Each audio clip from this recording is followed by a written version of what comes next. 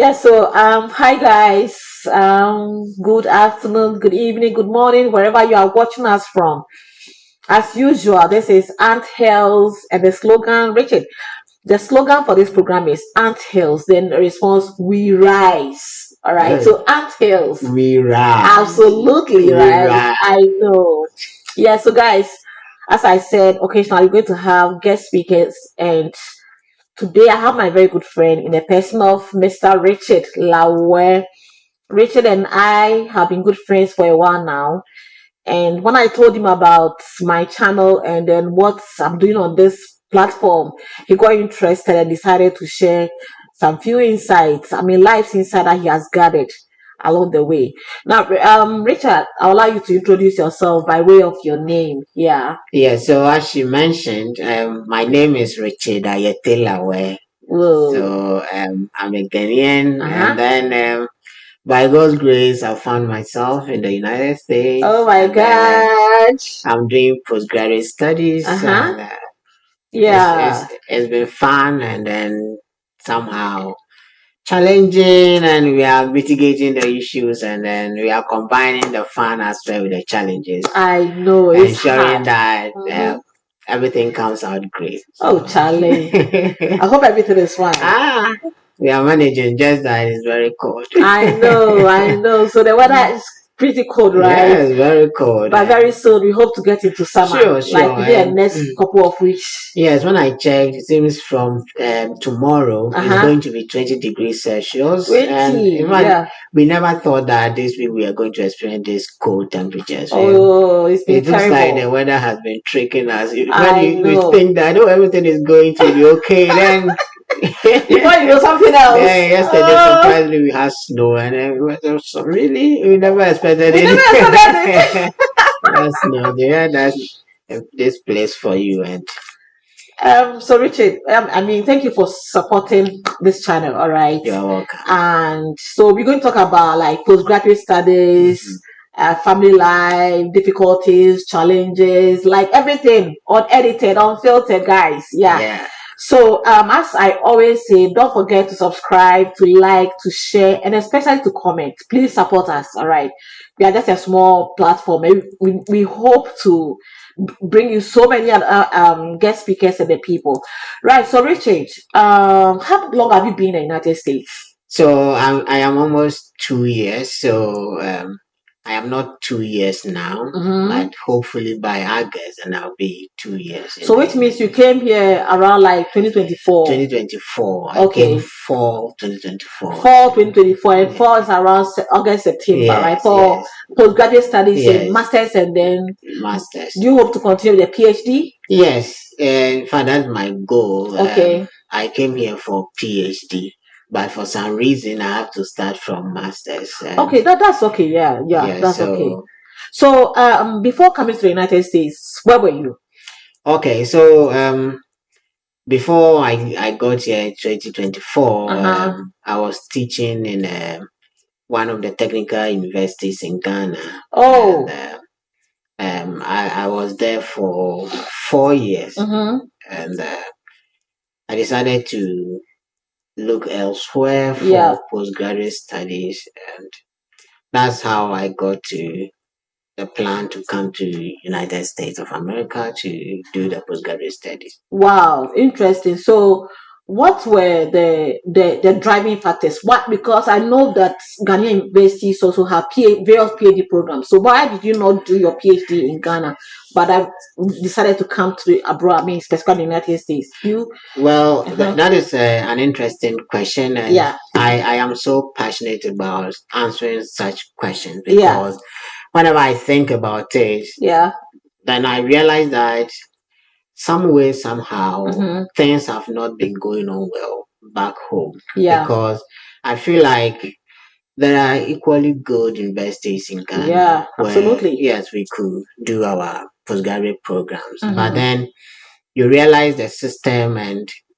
you think that, well, it looks like there's some form of, I don't want to use the word discrimination, Yeah. but somehow you feel like you are not being treated well. That is Mm. how I feel. You are Yeah. not being treated well, and if there's an opportunity somewhere where you Mhm. feel like it's going to be better than what you experience, then you may want to move to have such a better experience. And for me, that was my main driving force because, um, in fact, I started the PhD in Ghana, You and that did. is quite interesting story. Oh my I God. did my first semester, Mm-hmm. second semester Mm-hmm. for the first year PhD program. Yeah. And I was teaching at the Technical University and at the same time doing the PhD program. Oh wow.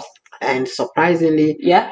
it looks like I felt like I should have been motivated to do it because Mm-hmm. there is a policy that if you are engaged at the tertiary level, Yeah. there should be fund available to for staff development. Okay. So anybody who is teaching in a tertiary school Mm-hmm. institution, that fund is supposed to cater for your PhD program Your if you want postgraduate. Yeah. postgraduate. Yes, Yeah. but along the lines, that fund is not being given to people to pursue their postgraduate programs. And Okay.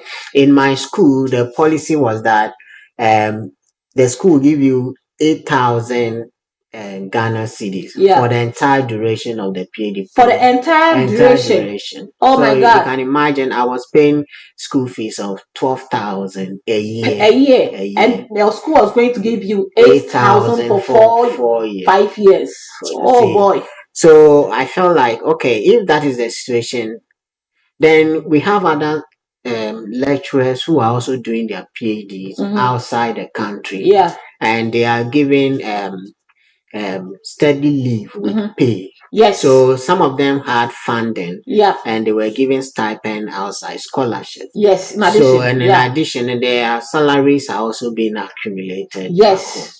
So if that is the case, lecturers who sacrifice that, okay, Want to stay in we the want to country. stay in the country Mm-hmm. so that there will be staff to be handling the courses that the university runs, Mm-hmm. so that they will do their PhD in Ghana. There should be some form of motivation Absolutely. because if somebody is doing his outside Yeah. and the person is being paid, and then somebody decide that I will be here, teach, and at Yeah. the same time combine postgraduate studies to what I'm doing, that person deserves a better treatment. Absolutely. I mean, guys, this is a very interesting revelation. Like to think that I never thought of it this way. And I think even those who go outside, all right, the government of Ghana sponsors them in dollars. Is that the case? Yeah, so there are some that they go through government scholarship. Yes. Those people are given government funding for what Okay. they do. But there are some that they apply to the universities outside and Mm-hmm. they get normal scholarship like Yes. graduate teaching assistantship Mm-hmm. and so on. Yeah. But in addition to that form of scholarship, because they are on study leave with pay, Yep. their regular salary Accumulate. accumulate. So they every month the government pays them their normal salaries Yep. in addition to the stipend and scholarship That they packages receive abroad. abroad. Oh my God. So the point is that if somebody decides that, okay, I am going to do my PhD in Ghana, Uh-huh. then that person should be motivated in a way Mm-hmm. just to encourage them that we don't want to lose our staff and strength. So if we have colleagues who have moved and we have some who have decided that, oh, we will sacrifice and be Yes. teaching, Yes. because these days if you don't have clearance, you Yep. cannot employ. Yep. So if all of us decide that we are going abroad to do our PhD, Who will who will teach? teach? Wow. Who Like will teach? this is absolutely mind blowing because Yes. to think about it this way, this is very, very unfair. So sometimes when I think about it, I feel like it looks like they are unconcerned about it. And we have colleagues who are doing their PhDs in Ghana and they also seem not to talk about it. And I feel like, why? You should be able Wow. to speak about this mistreatment because it is unfair. That is so bad. Like I really like okay, so very good.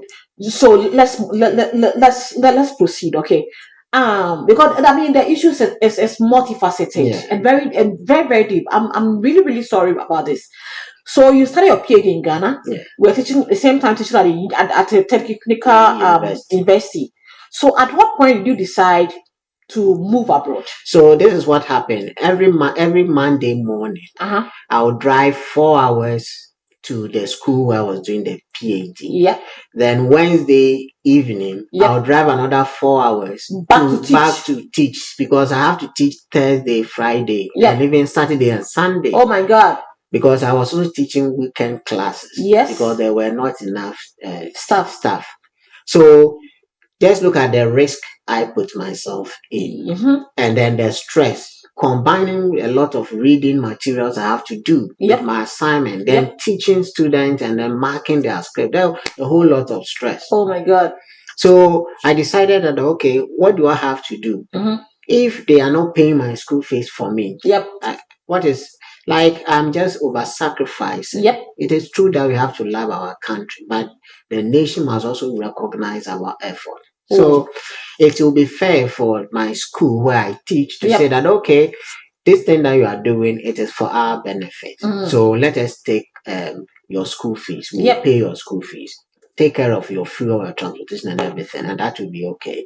But here's the situation: I have to do that, pay my own school fees, and then what even made me even decide to leave was the fact that upon all that I am also bonded that after the school you have to be in with a technical university for 4 years before you can move to a different school if you so wish. Okay, so the university where you were enrolled as a PhD or graduate studies, did they have any form of support? No, there was no form of support.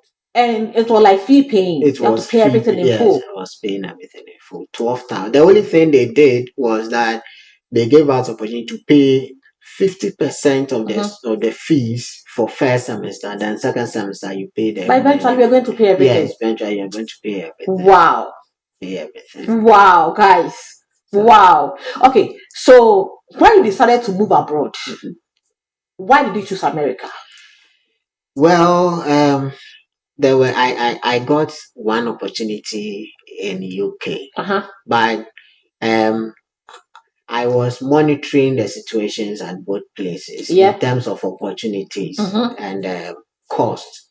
And I realized that it would be better for me to come to US. So it wasn't about the quality of education at these two places, but it's about opportunities and then cost involved in the pursuing the postgraduate program. Okay, very good. So let's step back like a minute.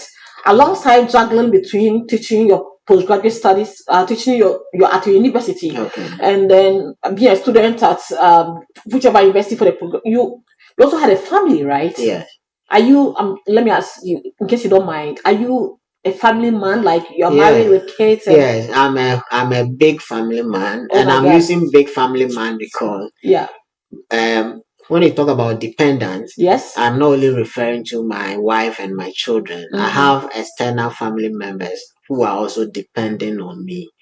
So every day you have to like do extra stuff just to break even because they are pulling you here. Absolutely. I mean, there, and you also have to be there for your family. Trust me, I understand this. I understand it totally. It was not. And you juggle all of these at the same time. Yes. Well, I mean, imagine the financial commitment. Yes.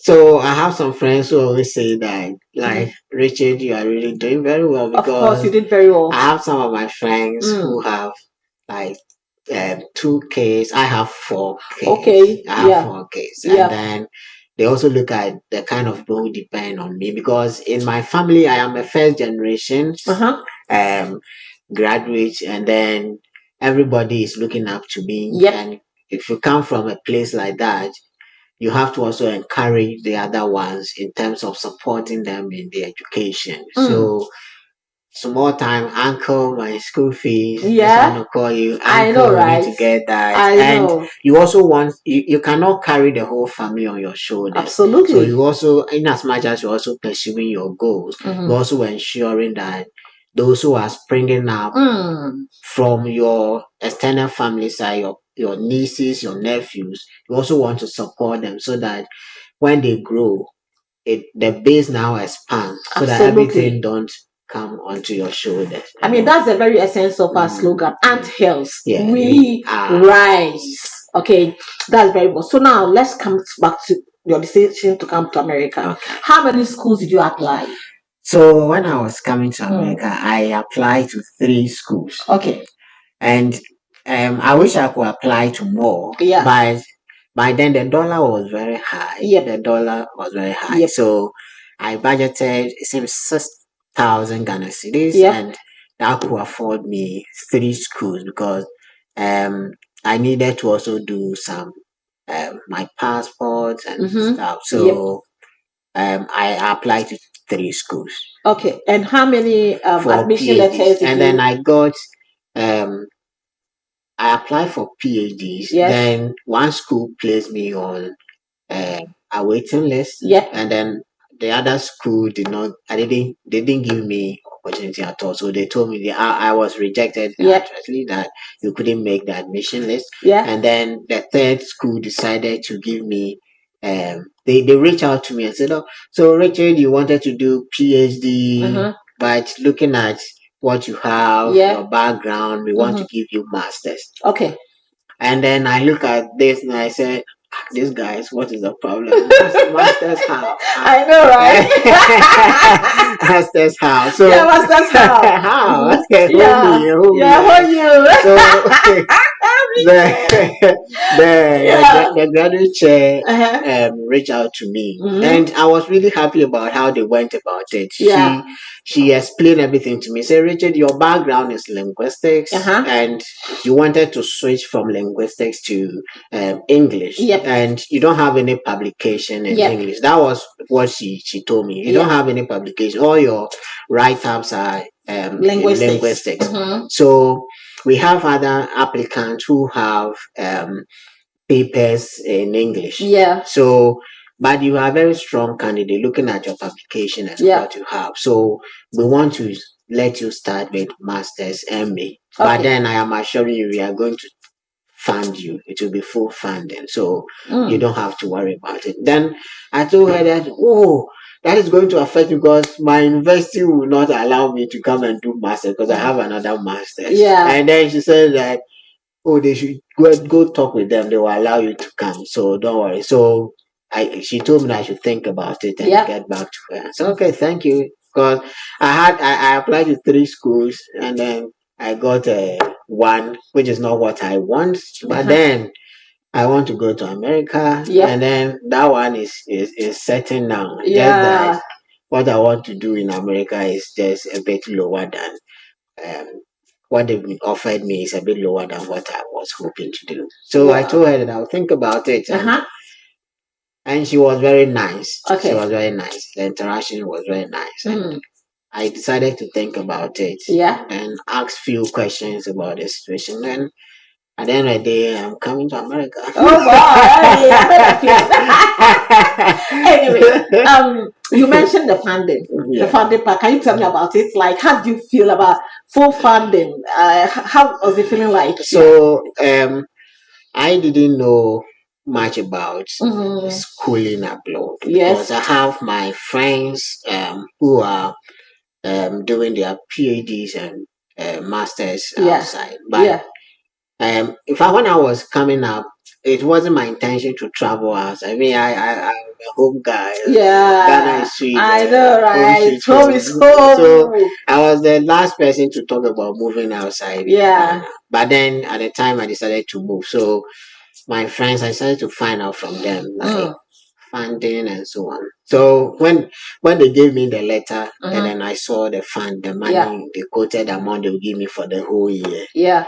And it was in dollars. I quickly did my and it was way bigger than my salary. I know, right? A year. And I said, oh, to hell with that. Yeah, God.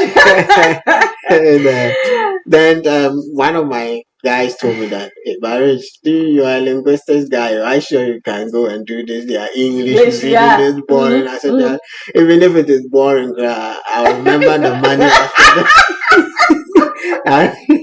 I, I remember the money component, and And then that's your motivation. push me. That's what they call Push me. vitamin M. Vitamin Vitamin M. M. Oh The my gosh. components of Guys, vitamin M this was really just gotten right. Yeah. interesting, right? Richard, there's Yeah. something else. Yeah. Okay, now So so let's move forward. Now, after getting your admission, fund everything, the next step is what? Visa, yeah. right? And how was the process? So in fact, one thing was that I never knew you could be denied visa at the embassy. I did it because in fact, that conversation never came up within my interaction with my friends. Yeah. So I had no clue that you could get to the embassy and you will not be given visa. Okay. So I was just there preparing, getting my stuff. Then one of my guys told me that it is I should hurry up because I delayed in accepting my decision because I was considering whether I should come do masters. It means I'm going to step down 2 years. Yeah. And then looking at it that I've almost finished 1 year in the PhD program. Yeah. So like stepping down 3 years. So like a whole lot of decisions, whole lot of ideas were coming to my mind. So I delayed in accepting the offer. Yeah. So my friend told me that I need to do everything quickly so that I could get my visa interview date and so. So I quickly accepted it, and then I had to provide funding. What do you call it? Bank statement because I need the package they gave me wasn't covering everything. Yeah. So I needed to provide $8,500 for I-120. Yes. Now that was the biggest challenge of my situation. How am I going to raise that? My account in Ghana, I was on loans and all, but I know, how right? am I going to maneuver this? Yeah. So I decided reaching out to some of the lecturers in my school whom I knew they had something. I was very excited about it. I said, oh, now I am walking around into US. Now let's come to okay. So before then, what did you know about interview for US visa? Did you know anything about it? So the dynamics yes, of so it the whole thing is that I never knew anything about interview, and I just thought that I would just go there, and then no, I've been given a scholarship. I'm going to study masters, and this is my passport, and then fine. You give me visa, and then I'll go. So when it was like 3 days for me to go for my visa interview, then my friend called me from Miami. Then he told me that, hey, have you prepared? Have you prepared for? I said, what kind of preparation? Then I said, you are going for interview. And I said, really? So what is it about? What are you going to do? Then he told me that I should go to YouTube and watch some of the interview videos and then learn. Then I said, is it that a big deal? Then I said, yes, you could go there and then be denied. Yeah. I said, oh, really? He said, yes. I said, hey, I never knew about this. I never knew. So he decided, okay, the time is just due. So he would try to do a mock interview with me on the phone. Just that moment. So I don't know where he was. He decided to do that. So he was asking me, why are you coming to US? What do you want to do there? Would you come back? What is your financial situation back? Home ties. He was asking me those questions that I was answering. Then he told me that yes, but it looks like your confidence level is yes. So you need to show them that you know what you're doing. And so okay, don't worry. Then he recommended that I should join Alpha Hour. Oh my god! Okay. I should join Alpha Hour and pray about it so that I will not encounter challenges when I go to the console. And I told him that that is fine. But one thing about me is that um 2019 was when I had the opportunity to travel. Okay. I was told that I would travel. It was visa lottery that they asked me to do. Okay. But I didn't have that idea of traveling outside the country. So I didn't. When they told me I should go and do it, and so the person called me and said that he has seen that I've won visa lottery. Okay. So he insisted. So he was the one who, like in the form of a vision, yes, or prophecy. Yeah, prophecy. Okay. So he was the one who forced me to go and do my passport 2019. So I didn't take it seriously and I didn't go. So when I got the admission, I knew that there has been a prophecy that I will be going to US. So So then it's there's no automatic. it's automatic, there's no Oh my obstacle. God. Yeah. Okay. But, Yeah. so I didn't join that hour. So when the day for me to attend the interview, I dressed up, took my document, and then I went to the embassy. Very good. So, did you know the location of the embassy? So I didn't know. Uh-huh. So I asked someone to give me direction to the embassy. So in fact, I went to stay because I went to stay with my friend just for the interview. But So were you residing in Accra? no, Where? Iho. Okay. So my friend's father actually helped me. He took me to the embassy. Okay. And then he showed me, oh, this is the American embassy. And that was the very first That's time. the very first time. The day you were going for the Yes, interview. yes, that was the very first time. Oh, wow. I got to know the embassy. Okay.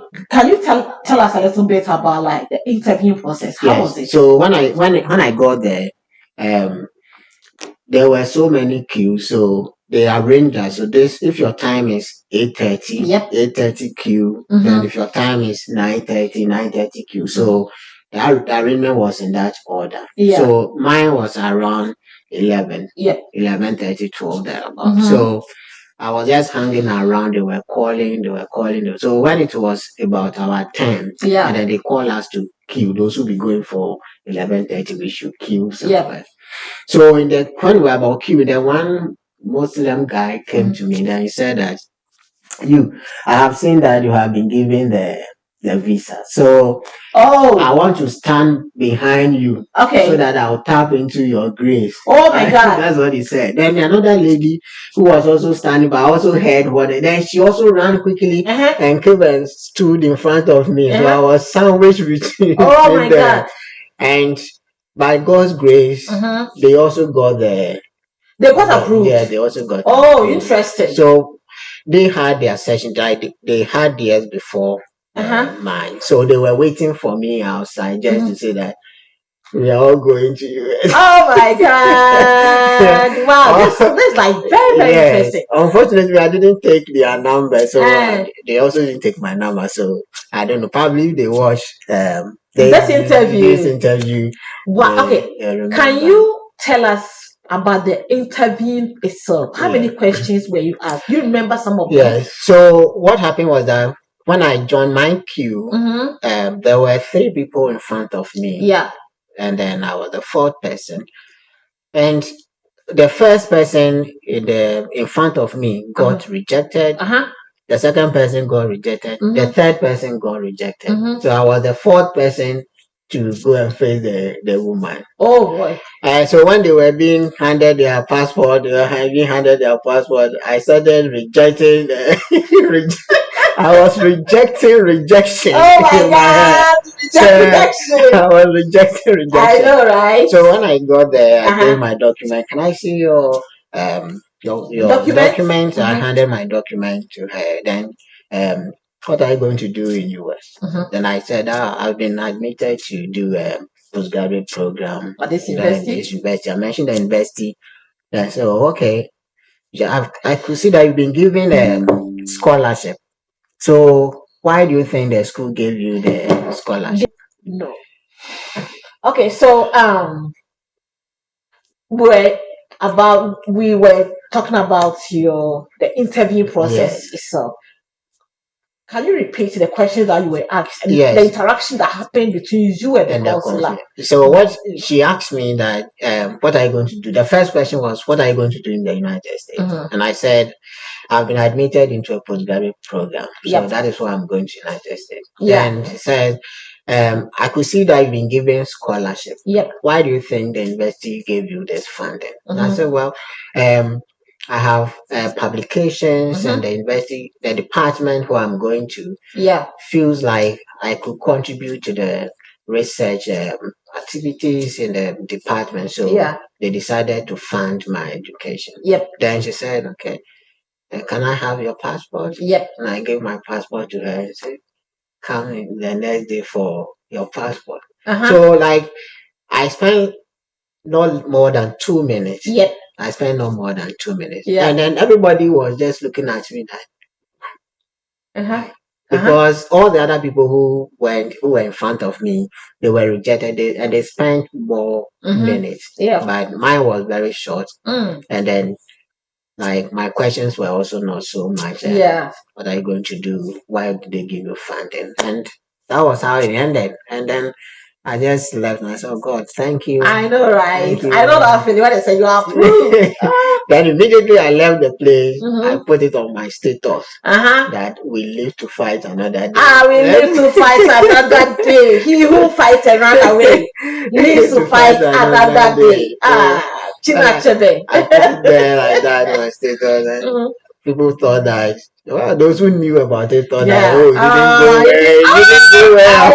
Oh my God, my God, my God, my God, my God, yeah. It didn't go well. This guy is just something else. This guy is something else. It's just a cover up. Yeah. It was fun. It was fun. It was fun. It was fun. But when I realized that I could be rejected, and when I got to the place and I realized people were being rejected, I panicked. I will not sit here and say that I took everything calmly, because I didn't know that people could be rejected. But the rate at people were being rejected, and you see it that the person in front of you has been rejected. That one alone. It's enough to dampen your stick. That experience is, I'm telling you, that experience is something else. Yes. Okay, so between getting the visa and coming to the United States, how long did it take? So it took me like 1 month. Okay. 1 month, 1 week. Okay. 1 month, 1 week. Okay, that's what. So, and that was your very first international travel? Yes, that was the very first international travel. I've been to Togo 2 times. Yeah. But Togo is like I know, right? Okay, so that you are now in the United States. Yes. Your very first week. All right. How did you get a room?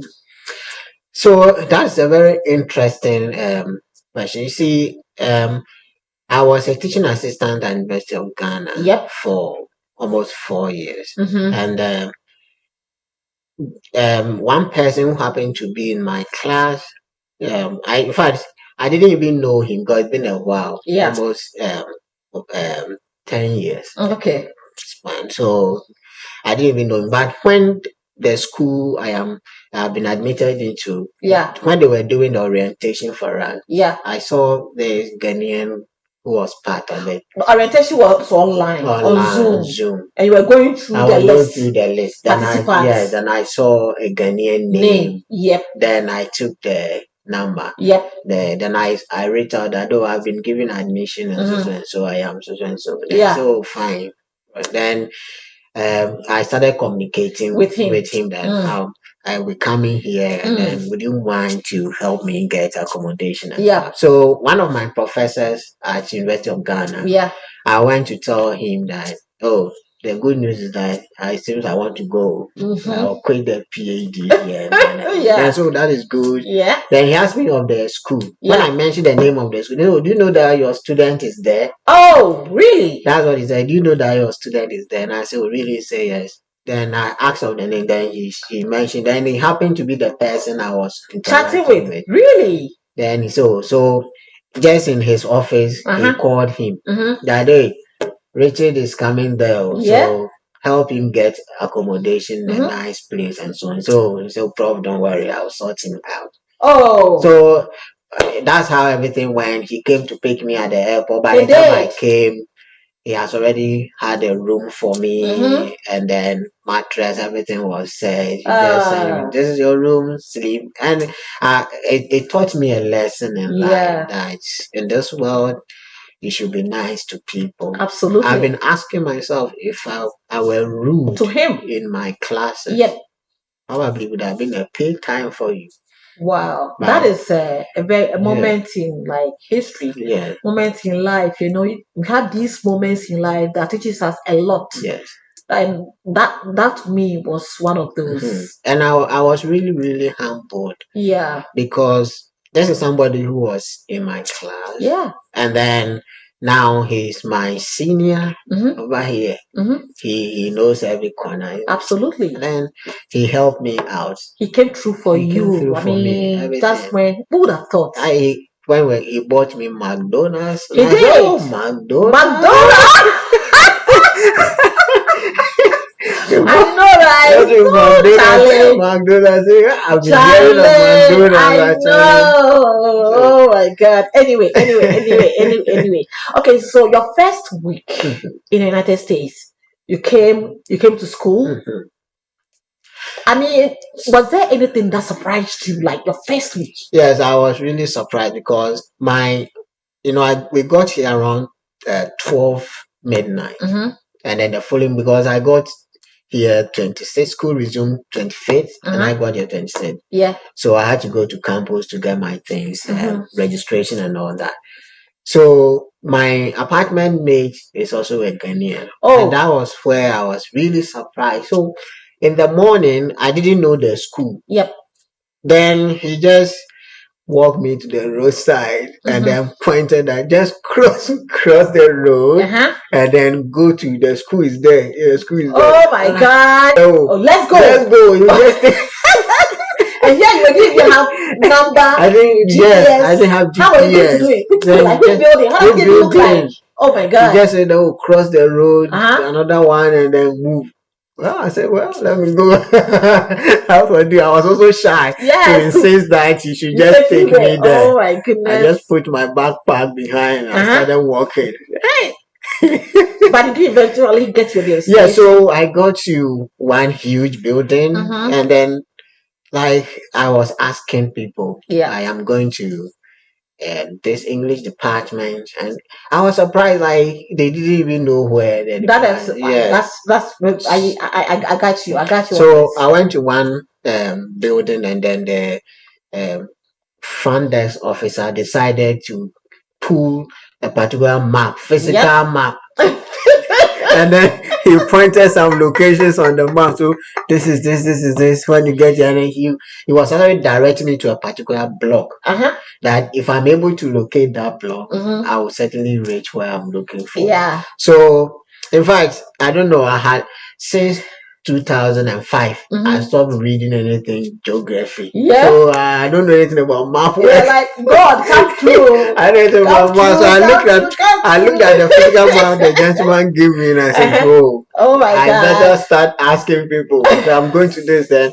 Unfortunately, one gentleman just directed me. He walked me a bit on the road and then so that this is the building you are looking for. So when I got there, then they directed me to the English department. So that's how I got there. And then it was okay, normal. Wow. I mean, this is a very interesting discourse, you know.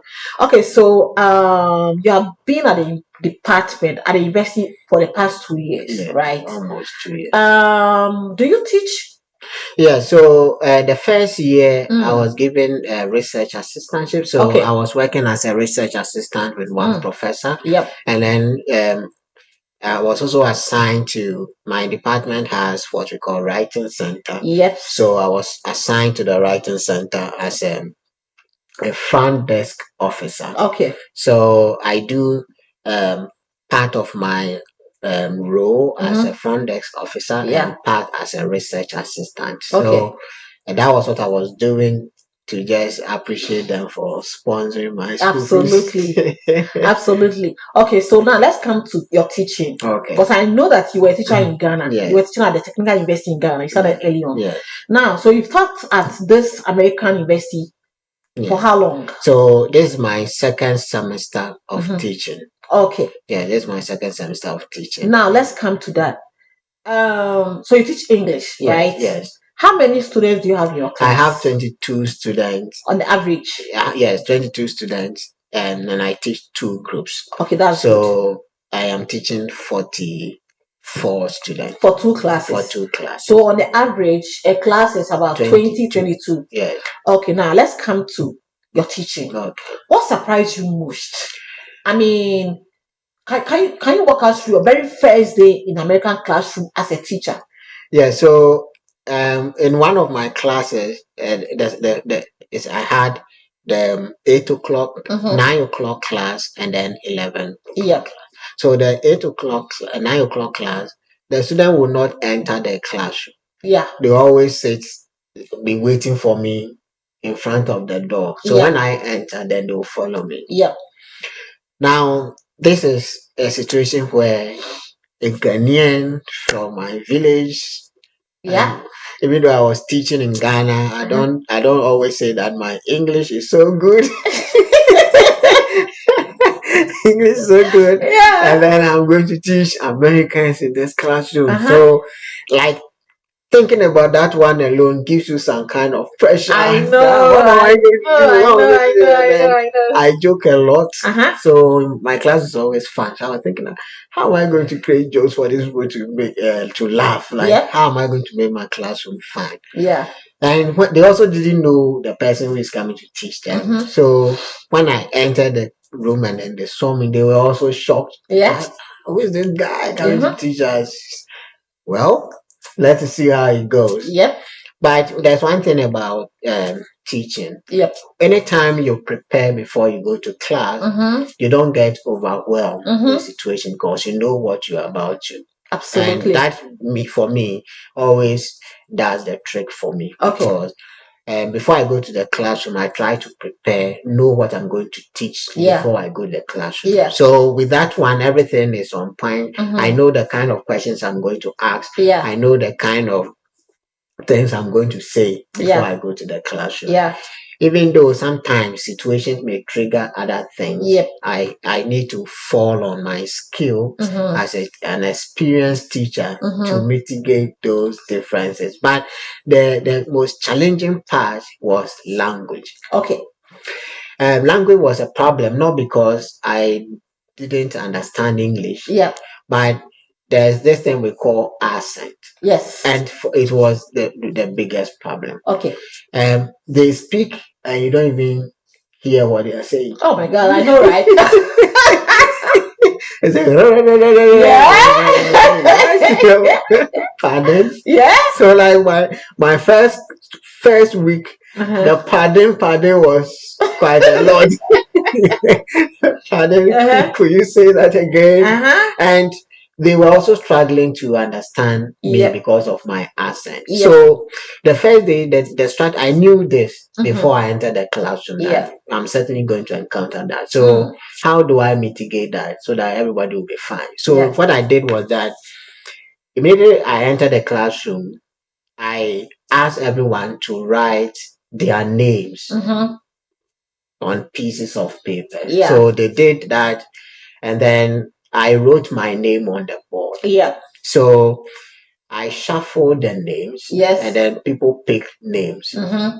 So when you pick this name, then I ask you to mention the name. Yeah. Then when you mention the name, the bearer of the name will get up and then tell a bit about Themselves. Okay. So through that, some struggled pronouncing other people's names. Yeah. Then I asked them to also pronounce my name. Yep. And then they struggled pronouncing my name. Mm. Then I established that we are all vulnerable in this classroom. Absolutely. So if I mispronounce your name, know that you also mispronounce my name. Absolutely. That's so Yes, brilliant. we are Like, all learning. absolutely. We are all learning. That's a very brilliant approach. Trust me. So when I did that, Uh-huh. like that form of, oh, he doesn't know anything, he doesn't know anything, I broke that kind of thought in their minds because you also demonstrated that you didn't know everything. everything. Yes. And that was how we established that kind of cordial relationship in the classroom. Trust me, that's a beautiful illustration. Yeah. Okay, so you taught in Ghana for a long time. Yes. You taught in America for a while now. If I ask you to contrast or compare anything, any one thing, what would that be? So I feel like in Ghanaian classrooms, the teacher does majority of the work, but in this place, the student does majority of the work. So it is here that I understand and appreciate the term facilitator as a description for a teacher. Okay. So you give them, so this is what you are going to do. And then in the classroom, they think about it, they discuss it. So you are just trying to moderate the discussion in the classroom. So everything is like discussion and not the teacher talking. Okay. And if you look at what happens back home, Yeah. sometimes I stand in a big hall teaching over 100 students. Yep. You cannot have the student to do that kind of discussion Mm-hmm. to talk about whatever they feel about the topic. Yeah. So to save time, the Mm-hmm. teacher will have to just say so that everybody will listen and then we go away. Yeah. So one thing I realized is that the situation back home Mm-hmm. does not facilitate the kind of teaching approach that takes place here. Absolutely. And that is the difference I have observed. Absolutely. And certainly this is because of I think the cap on numbers. Yeah. Yeah, because and that's also one thing that surprised me. How can you teach English to a class of 100 people as we do back home? But here the cap is 20, 21, 22, even sometimes 18 and so on. So have that one-on-one interaction. I mean, this is really, really thought provoking, right? Now let's move on to at the end of the academic the term, the semester. One challenge that international students have is students evaluation. So you have seen your evaluations, right? Yes. Can you tell us about it? Yeah. So and was there anything that surprised you in the evaluation? So I have a way of getting students do what I want. Okay. I already knew about the bad evaluation, and one of the professors told us that we shouldn't take it serious and that it will give you pressure. So I knew about that, and I know that definitely my students are going to evaluate me. Yep. So one thing I do is that I try to make them happy. Okay. Feel excited in the classroom. Yes. I have a way of blessing my students. So after every class, I'll try to bless them before we close. Leave the classroom. I wish you well. I appreciate your contribution in class, and then I'll say all manner of blessings and then those kind of things to them. So one of my colleagues reported to me that the evaluation that he had a couple of them which were not so pleasant. And he told me that I should also check mine. I said, okay, I'll check mine. But there was only one thing that they said about me that wasn't so pleasant, and it was about one of the assignment that we gave them. Yeah. The assignment was the assignment was so complex that it was too difficult for the student to know what was being required from them. Yeah. And when we started the teaching, we were not the ones who designed the syllabus. Yeah. Because we were new. So we needed to fall on already existing syllabus. Yeah. From other graduate teaching assistants. So those questions were not ours. We were also looking at it for the first time. Yeah. So I really, really understood them because the things were very complex. Yeah. So my second semester, I decided to now modify it so that it will be a bit straightforward for us. So I am not sure I'm going to get the kind of response from that particular question this time around. But then as a teacher, like any other professionals, we should also be mindful that we will not get good stories all the time, and it is part of the job. Absolutely. It might be like life. Yes. Yeah. So sometimes we just have to make our minds that we need those kind of responses just to look and reflect on our teaching activities so that we can always aspire for improvement. So for me, I take those kind of responses in positive light. Okay, that's so good. I mean, this conversation has been very revealing in a number of ways. All right. So how do you cope with the weather? Well, interesting. Okay, so how okay, let me frame it this way. How was your first snow experience? I was very anxious to see the snow. I because know. the head of the snow is in the Bible. It says that you will wash your sins and you become as white as snow. So what is this snow? We just hear about it. The closest we came across was to see it on television and so on. So when I came to, in fact, when I got admission, one guy was passing by and saw that and said, Nebraska, what are you going to do there? Yes. Very, very cold. It scared the hell out of me.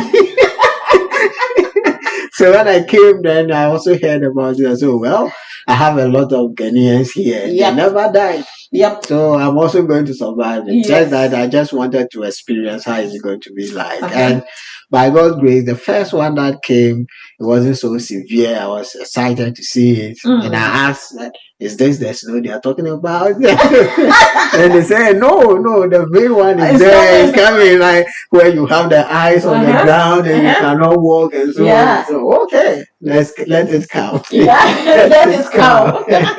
So we started getting clothing that we use just for the weather. So you got your jacket. I got my jacket, and then Sister Pia took us to one of the shops, and then she was very helpful to us, and she helped us, and we got those dressing attire and so on. So for the snow actually came.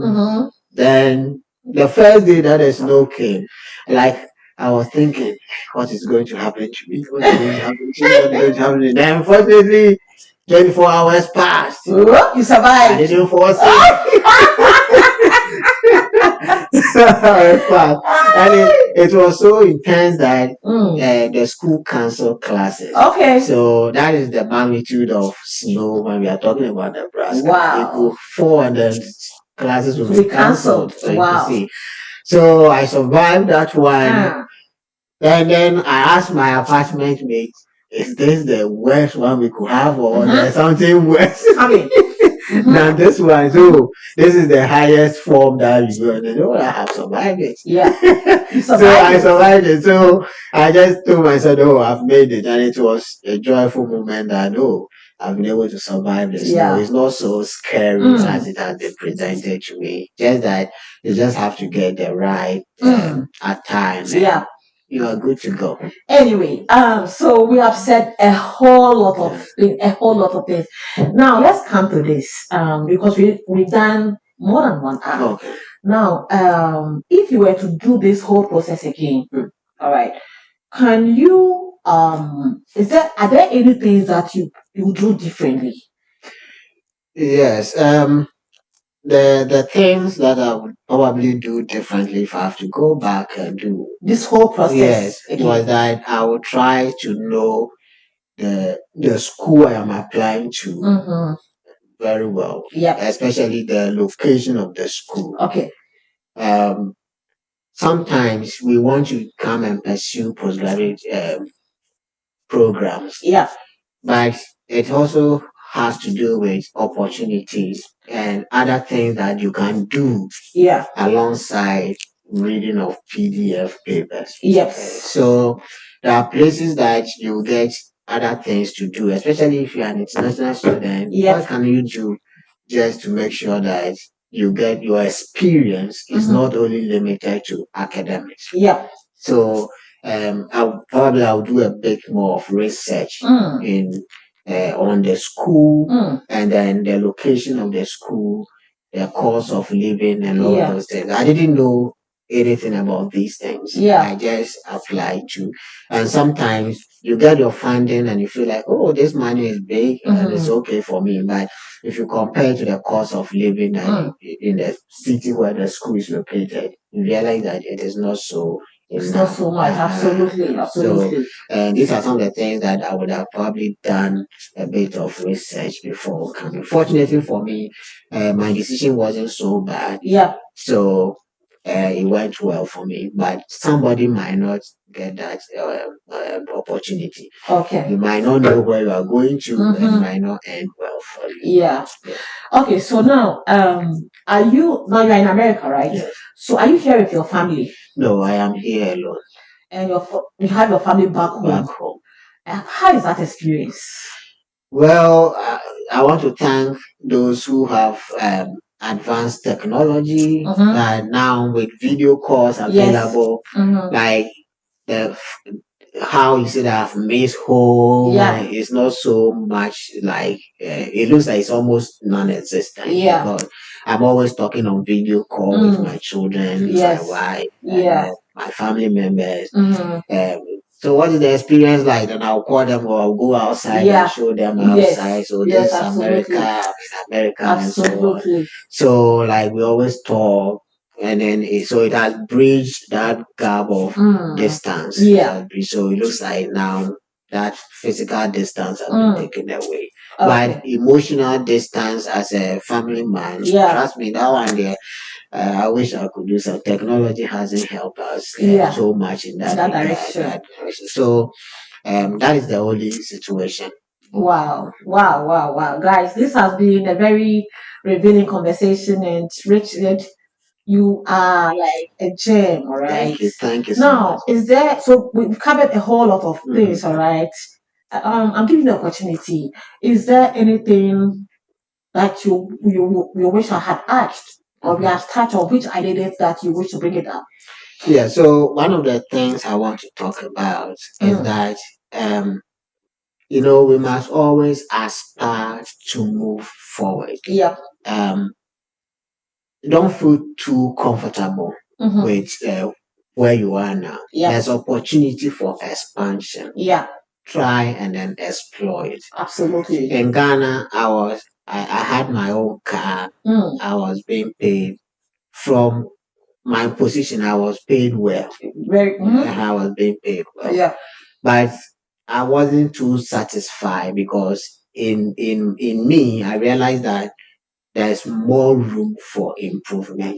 So we should always look at within us and identify that. I don't be too comfortable. Okay. With your present situation. Always be curious. Yeah. To know what you could do. Yeah. What you could experience. Yeah. What you could achieve. And trust me, if that curiosity drives you, you realize that you achieve more. And for me, that is what is driving me. Yeah, that's so good. That's so good. This is so good. This is so good, guys. So we are literally at the end of our conversation. And I mean, as I keep on saying, don't forget to like, to subscribe, to comment, leave your comments. We just have touched on so many things: family, education abroad, visa, school applications. Leave your comments. Let us know what you think. Share this video with your friends, and I'm going to leave Richard's LinkedIn contacts in the description of this video in case you want to ask him, contact him, and for further conversation, you can always do so. So, Richard, I the name of this channel is Ant Hills. All right. So because ants, I reckon that there's so much that humanity could learn from ants and their ant hills. So let me put you on the spot. Can you think of any one single thing that you think as humans we could learn from ants? Yeah, so the first thing that comes to my mind when you mentioned the word ants is preparing for the future. Absolutely. Preparing for the future. And for me, that is one big thing I learned from the ants. Okay. So I always think about tomorrow. I think about tomorrow. I think about tomorrow. If tomorrow I wake up and I cannot walk again, what happens? What happens? So if you're always mindful of your tomorrow, you make sure you do something today. Absolutely. To make sure that your tomorrow is cushioned. Absolutely. So what I'll tell audience is that always think about tomorrow. Always think about tomorrow. If you think about tomorrow, you will treat people well today. Absolutely. If you think about tomorrow, you try to do something today. If you think about tomorrow, you'll be mindful of your words. If you think about tomorrow, you look at your actions differently. And your tomorrow will make you do things right today. Absolutely. So in this discourse, there are two people that I want you to give a shout out to. Okay, I mean, first one has to be that your friend in Miami who took you through the interview. I think he really did a good job with you. And then also to that your former student who bought your first McDonald's, right? Yeah. What message do you have for them? Yeah, so I want to tell them that I really, really appreciate them. We call him Dr. Kwame Nkrumah, but his name is Prince Odro. Oh, okay. He's a PhD student at Miami University. Prince, if you watch this, I want to say that I salute you. Prince, big up to you, Prince. Yeah. We were both teachers. Oh, okay. Fodua Senior High School. Oh, Yes. Kumasi Fodua. The Koko. Okay. Koko Fodua Senior High School. And then he has been wonderful. Sometimes he will call me and say, "What are you doing? Do something, do something, do something." Try to push I me. know, right? I'm really grateful. I I know. want to thank Julius Free. Oh. My recent conversation with him shows that like the mother comes from my hometown. Oh, which I really? didn't know. See, And I can said, you just imagine look such a at small it. world? Yes, just a Ah, small Julius, world. big ups to you. Thank Bro, you. bro, Thank you. bro, Thank you. bro. Thank I'm you. very grateful. I'm very grateful and I Yeah, appreciate you. God richly bless you. absolutely. Then I have one friend. Okay. He's in North Carolina Okay. University, and he decided to help me because I didn't have enough money. He told me Yeah. that, Richard, I'm reserving $800 Oh my God. in my account for you. When you come to US and you have any trouble, just let me know. I'll give you that $800. He said And that I to said, you. yeah. So Oh, big up, big up, big up, big up, Cristiano big up, say, big up, I'm big very, up. very grateful. Oh Thank you my so God. much. Yay. God bless you so much. So did you eventually get that money? Yeah, he just put it down by God's grace. I wasn't in a difficulty for me Tell to him that your borrow. friend. So Chris, as you're going to watch it, please send me download.